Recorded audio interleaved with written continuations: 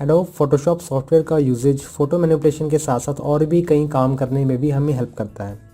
उनमें से ही आज किसी काम के बारे में, एक बेसिक ड्राइंग के बारे में हम ये समझेंगे कि किस तरह से हम ब्रश टूल को यूज़ कर सकते हैं, क्योंकि ड्राइंग में हम ब्रशेस के थ्रू या किसी पेंट ब्रश के थ्रू ही ड्राइंग कर सकते हैं या किसी पेंसिल के थ्रू। आज हम उनमें से ही किसी एक टूल, ब्रश टूल के बारे में जानेंगे। फ़ोटोशॉप में ब्रश टूल के यूजेज को समझने के लिए मैं सबसे पहले उस टूल को सिलेक्ट कर लेता हूँ। आप कीबोर्ड पर बी प्रेस करके, बी यानी जैसे कि ब्रश नाम से ही रिप्रेजेंट होता है, स्टार्टिंग अल्फ़ाबेट बी प्रेस करके आप ब्रश टूल को सिलेक्ट कर सकते हैं। ब्रश टूल सिलेक्ट होने के बाद आप उसे सबसे पहले रीसेट करेंगे। राइट क्लिक करके मैं यहाँ पर रीसेट टूल कर देता हूँ ब्रश टूल को, ताकि मेरे जो प्रीवियस टूल्स हैं वो सब डिसअपीयर होके मैं एक नया वर्कस्पेस, एक नए ब्रश में, एक नए ब्रश टूल में काम कर सकूँ। तो यहाँ पर आपके सामने आप टॉप में एक मेन्यू दे रहे हैं जिसमें ब्रश रिलेटेड सेटिंग्स दी गई हैं। लेकिन सबसे पहले ब्रश का जो आइकन है वो दिया गया, जिसमें हम अगर प्रीसेट इसमें रखते हैं, यानी कि जो हमने कोई फेवरेट ब्रश इसमें ऐड किया हुआ है, इसमें वो ब्रशेज़ आपको देखने को मिलते हैं। इसी तरह से ब्रश की और भी सेटिंग्स हैं जिसे हम वीडियो में आगे और भी जानेंगे कि हम किस तरह से इन्हें यूज़ कर सकते हैं। सो स्टार्टिंग करते हैं इस टूल से। तो स्टार्ट करते हैं ब्रश टूल के इस ऑप्शन से, जिसमें मैं ब्रश टूल के साइज़, उसकी हार्डनेस, उसके एंगल और उसकी शेप को मैनेज कर सकता हूँ।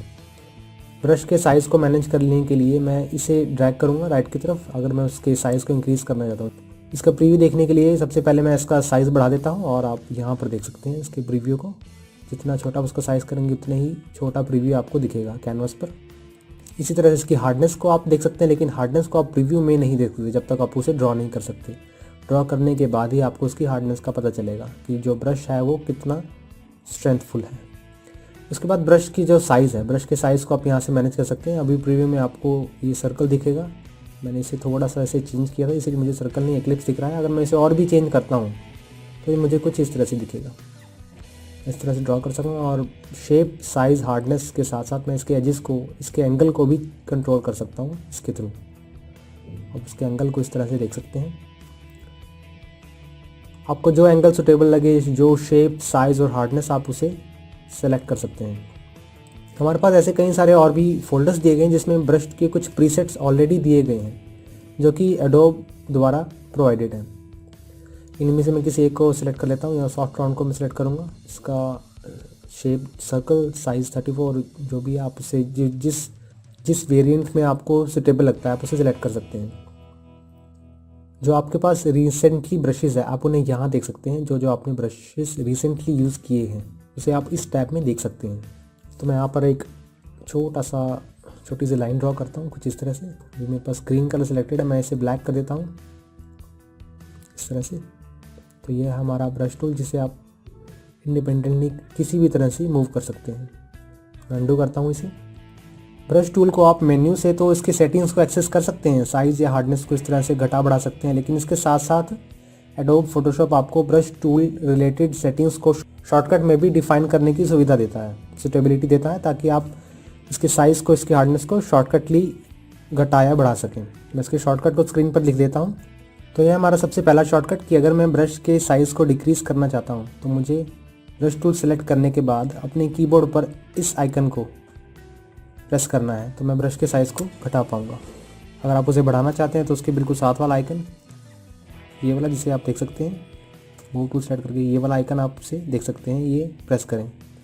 इसे प्रेस करने के बाद आप उसे ब्रश के साइज़ को बढ़ा पाएंगे कुछ इस तरह से।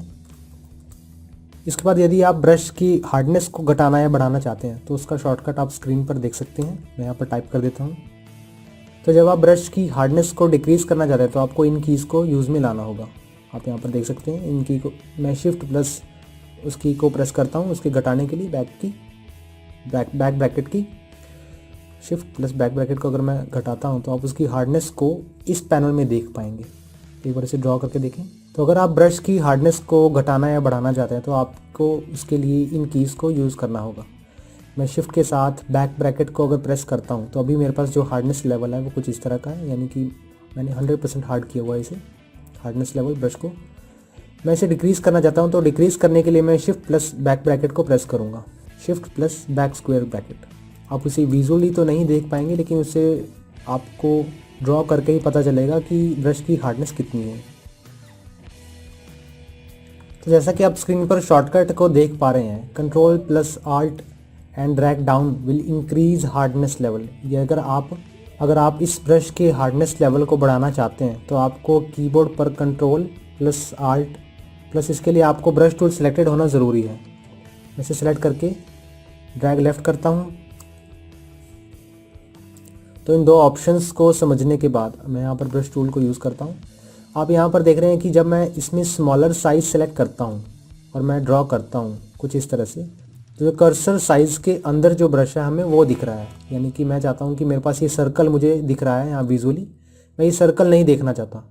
इस सर्कल की जगह मैं प्लस का साइन या कोई और साइन देखना चाहता हूँ जिससे मैं अपने कंटेंट को अच्छे से देख पाऊँ।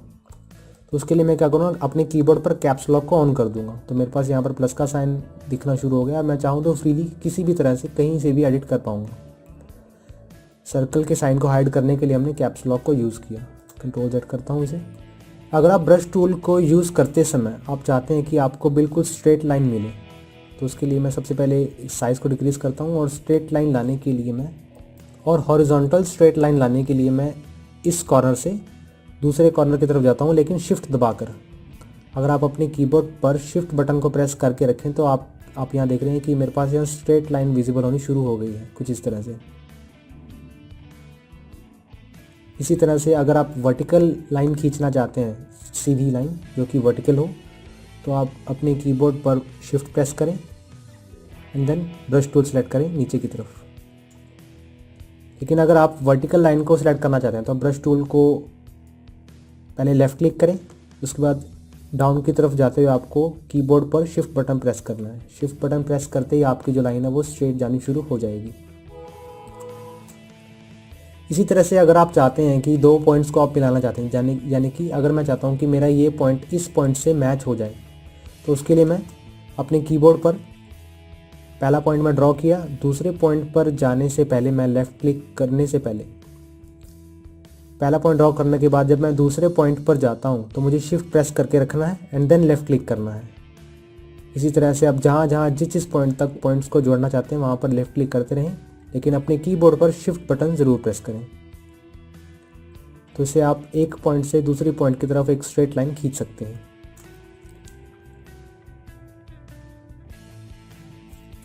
अभी मैं बाकी सभी जो शॉर्टकट हैं, कीज़ और ये सभी ब्रश टूल को मैं इरेज कर देता हूँ। यानी कि मैं यहाँ पर लेयर में सेलेक्ट करके एक न्यू फिल लेयर इसके ऊपर फिट करता हूँ। इसके बाद ब्रश के नौके करता हूँ, यहाँ पर फिल कलर में वाइट ले लेता हूँ। ओके, देन इन लेयर्स को मैं डिलीट कर देता हूँ जो मेरे शॉर्टकट कीज़ हैं। आप चाहें तो न्यू सॉलिड लेयर को आप यहाँ से भी ऐड कर सकते हैं। मैं यहाँ पर प्रेस करूँगा and then solid colour add करूँगा वाइट। ओके, अब मैं इसे डिलीट कर देता हूँ। इसका नाम आप चेंज कर सकते हैं बैकग्राउंड लेयर, कुछ इस तरह से। अब हम समझते हैं ब्रश टूल के एडिशनल ऑप्शंस को। अभी तक हमने देखा कि हम किस तरह से इसकी शेप्स को ऐड कर सकते हैं, इसकी स्ट्रेट लाइन को हम किस तरह से खींच सकते हैं, और भी ऐसे काफ़ी सारे ऑप्शंस जो हमने एक तो इसमें स्टडी किए। अब हम चलते हैं इसके मोड्स की तरफ। मोड्स को समझने के लिए मैं यहाँ पर सबसे पहले ब्रश टूल को सिलेक्ट कर लेता हूँ, इसकी हार्डनेस को इंक्रीज़ कर देता हूँ एंड इसके साइज़ को भी।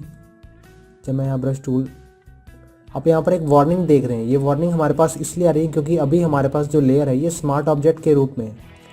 इस ऑप्शन के अंदर आपको ये बताया गया है कि इस लेयर को रास्टराइज करने के बाद ही आप इसे एडिट कर पाएंगे। स्मार्ट ऑब्जेक्ट में आप किसी भी तरह से कोई भी एडिशन नहीं कर पाएंगे।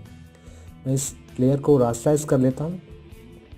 रास्टराइज करने से हमारी जो लेयर है ये as a working layer, as an editable layer हमारे पास विजिबल होनी शुरू होगी, रिप्रेजेंट होनी शुरू होगी। तो मैं यहाँ पर मोड अभी मैं नॉर्मल रखता हूँ और एक लाइन ड्रॉ करता हूँ यहाँ से। इसके लिए कलर चेंज कर लेता हूँ थोड़ा सा, ब्लैक से मैं इसे ग्रीश। ओके, देन जब मैं इसे ड्रॉ करता हूँ कुछ इस तरह से, तो आप यहाँ देख रहे हैं कि मेरे पास एक सीधी लाइन आनी शुरू हो गई है। लेकिन जब मैं इसे मल्टीप्लाई करता हूँ, इसका मोड को मैं मल्टीप्लाई सेलेक्ट करता हूँ। मल्टीप्लाई सेलेक्ट करने के बाद जब आप 3-4 लाइंस ड्रॉ करेंगे तो आप देख रहे हैं कि जो कलर कॉम्बिनेशन यानी कि जहाँ पर हमारे कलर्स मिक्स हो रहे हैं, उन कलर्स की जो ओपेसिटी है वो बढ़ती जा रही है, यानी कि कलर्स मल्टीप्लाई होते जा रहे हैं। ऐसे हमारे पास कई सारे मोड्स हैं। अगर मैं मल्टीप्लाई को यूज़ करता हूँ तो मेरे पास इन सभी कलर्स का एक मल्टीप्लिकेशन कलर हमारे पास विजिबल होना शुरू हो जाएगा।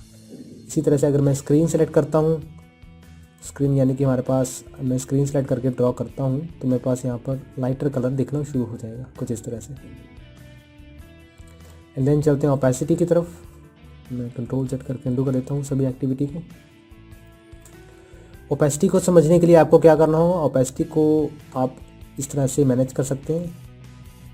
नॉर्मल करने के बाद मैं सबसे पहले इसे ड्रॉ कर लेता हूँ। ड्रॉ करने के बाद अगर मैं इसकी ओपेसिटी को कम करता हूँ, आप इसकी ओपेसिटी को बाय ड्रैगिंग कम कर सकते हैं, न्यूमेरिक वैल्यू डालकर कम कर सकते हैं, या इस स्क्रॉल बार से भी कम कर सकते हैं। ऐसे 30 रखता हूँ। देन अब अगर मैं ड्रॉ करता हूँ तो आप इसकी ओपेसिटी को कुछ इस तरह से देख पाएंगे। ये मेरे पास ग्रीनिश कलर था, ओपेसिटी कम होने के कारण मेरे पास यहाँ स्काई ब्लू कलर दिख रहा है मुझे। मैं इसकी ओपेसिटी को दोबारा से 100 करूँगा, उसके बाद जो चेंज देखेंगे वो हम इस तरह से देख पाएंगे।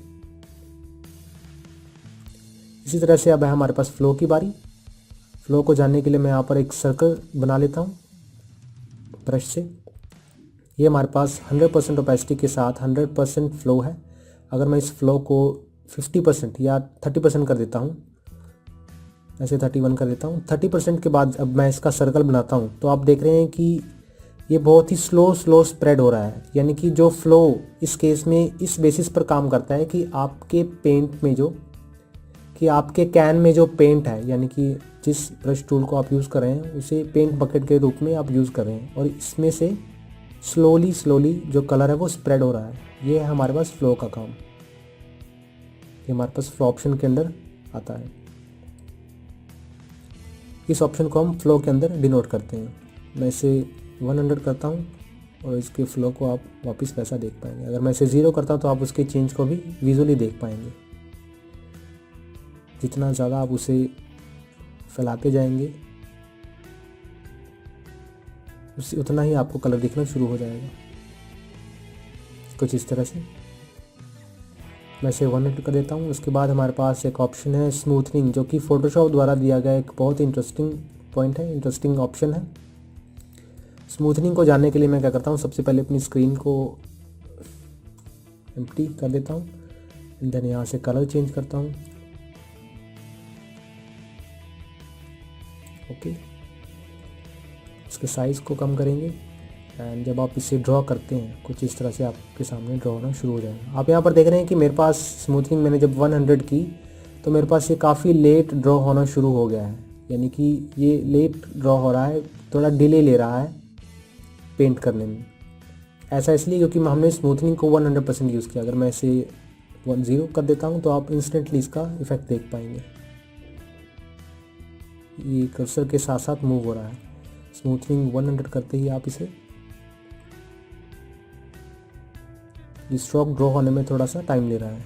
यानी कि जितना आप इसे ड्रॉ करते जाएंगे उतना ही ये स्मूथली आपको स्ट्रोक प्रोवाइड करता जाएगा।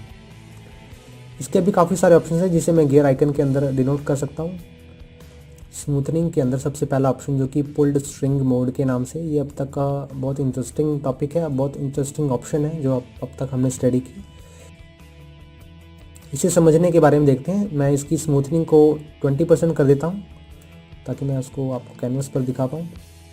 जब मैं इसे ड्रॉ करता हूँ राइट से लेफ्ट की तरफ, इस पॉइंट से अगले पॉइंट की तरफ, तो आप देख रहे हैं कि इसके आसपास एक सर्कल दिखना शुरू हो जाएगा जो कि काफ़ी डिलेड हो जाएगा। ये एक थ्रेड के रूप में काम करता है। यानी कि इस ब्रश के इस पॉइंट से लेकर इस पॉइंट तक आपके पास एक थ्रेड अवेलेबल है जिसे आप मूव कर रहे हैं।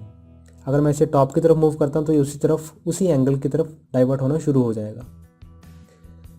इस ऑप्शन को आप तब यूज़ कर सकते हैं जब आपको स्ट्रोक के अंदर कोई परफेक्ट शेप देनी होती है कुछ इस तरह से। ये अब तक का हमारे पास इंटरेस्टिंग फीचर है। जैसे जैसे आप इसे इंक्रीज़ करते रहेंगे वैसे वैसे इसका जो सर्कल एरिया होगा वो बढ़ता जाएगा कुछ इस तरह से। उतना ही स्पेस आप इसके बीच में बढ़ा देंगे। इसकी स्पेस को अगर कम करता हूँ, 10% रखता हूँ, 11% रखता हूँ, तो आप इसके स्पेस को यहाँ स्क्रीन पर देख पाएंगे कुछ इस तरह से। जितना स्मूथनिंग % आपका कम होगा उतना ही स्पेस आप उसमें कम दे पाएंगे। इसके बाद अपने अगले ऑप्शन की तरफ चलते हैं। स्मूथनिंग को मैं 0 रखता हूँ। अगले ऑप्शन में मैं स्मूथनिंग को इसमें थोड़ा सा विजिबल रखना होगा। अगले ऑप्शन में मैं ऑफ करता हूँ स्ट्रोक कैचअप।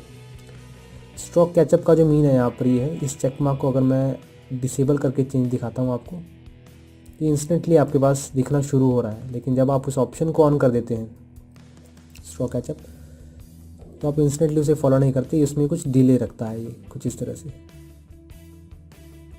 स्ट्रोक कैचअप के ऑप्शन को मैं देखने के लिए स्मूथनिंग को 100 कर देता हूँ और जब इसे ड्रॉ करता हूँ तो आप देख रहे हैं कि मेरे पास यहाँ पर डिलेड होना शुरू हो गया है।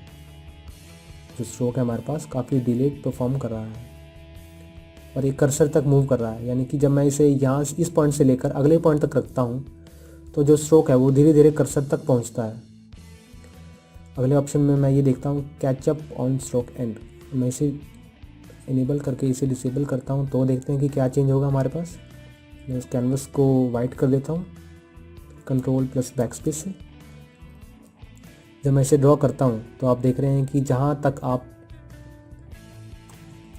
जब मैं इसे ड्रॉ करता हूँ इस पॉइंट से लेकर इस पॉइंट तक, तो आप देख रहे हैं कि ये जो एरिया है हमारे पास, पिछला एरिया जो आप देख रहे हैं स्क्रीन पर, ये एरिया कर्सर तक बिल्कुल भी नहीं पहुंच रहा, कर्सर तक फिल नहीं हो रहा। ऐसा इसलिए क्योंकि हमने यहाँ पर इस ऑप्शन को टिक किया हुआ था जो कि इस ऑप्शन के ऑपोजिट है। इसी तरह अगले ऑप्शन की तरफ एडजस्ट फॉर जूम जो कि डिफ़ॉल्ट में दिया गया है कुछ इस तरह से। तो ये थे स्मूथनिंग रिलेटेड कुछ मेन फीचर्स, कुछ मेन ऑप्शंस।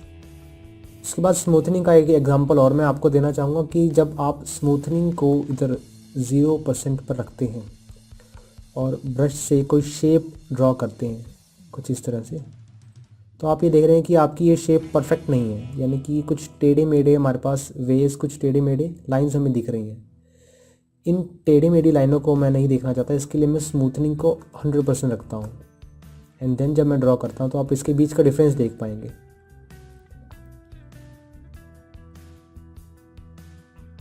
कुछ इस तरह से आप यहाँ देख रहे हैं स्मूथनिंग का बेनिफिट आप स्क्रीन पर। उसके बाद बात करते हैं प्रेशर ओपेसिटी की, प्रेशर ऑप्शन की। अगर आप ओपेसिटी के साथ ही जो ऑप्शन है प्रेशर का, ये आप तब यूज़ कर सकते हैं जब आपके पास टचिंग टैबलेट्स या टच लैपटॉप्स होते हैं। अभी मेरे पास कीबोर्ड इस ऑप्शन को ऑन करने के लिए आपको क्या करना होगा, जैसे जैसे आप उस पर प्रेशर डालते जाते हैं स्क्रीन पर, जैसे जैसे आप स्क्रीन पर प्रेशर डालते रहते हैं वैसे वैसे ओपेसिटी भी इंक्रीज़ होती रहती है। और जब मैं स्मूथनिंग में भी इसे ऑन करता हूं तो आप जैसे जैसे इसके प्रेशर को ऑन करते हैं, यानी कि जितना आप उसमें स्पेस प्रेशर डालेंगे उतना आपको स्मूथनिंग ज़्यादा मिलेगी। तो ये था ब्रश ऑप्शंस रिलेटेड सेटिंग्स। आगे के कुछ लेक्चर्स में हम इसमें एडवांस में बात करेंगे।